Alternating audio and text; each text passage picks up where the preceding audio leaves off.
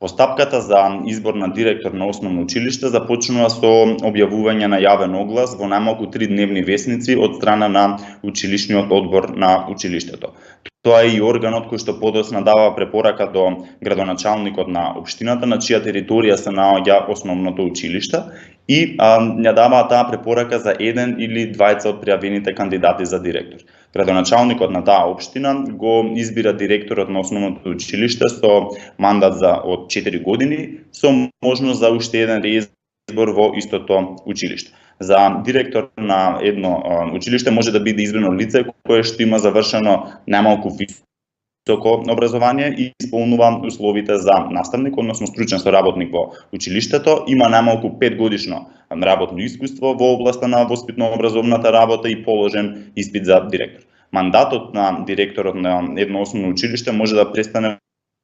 по два основни, односно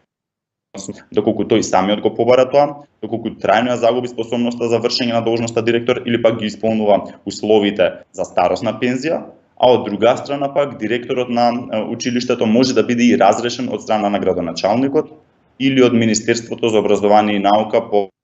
право на надзор. Законот за основно образование пропишува дека доколку директорот на училиштето не е повторно избран за директор, а се пријавил на веќе распишан јавен оглас или пак порано го завршил својот мандат, меѓутоа не по своја вина, треба да биде распореден на позиција соодветна на неговите квалификации, односно стручна подготовка, на подрачјето на општината или градот Скопје. Според истиот овој закон, за вршење на неговиот мандат, на наставникот му следува работно место согласно неговите квалификации. Инаку, разрешениот директор во рок од 15 дена од добивањето на одлуката за разрешување може да се пожали по однос на истата до Државната комисија за одлучување во управна постапка и постапка од работен однос во втор степен.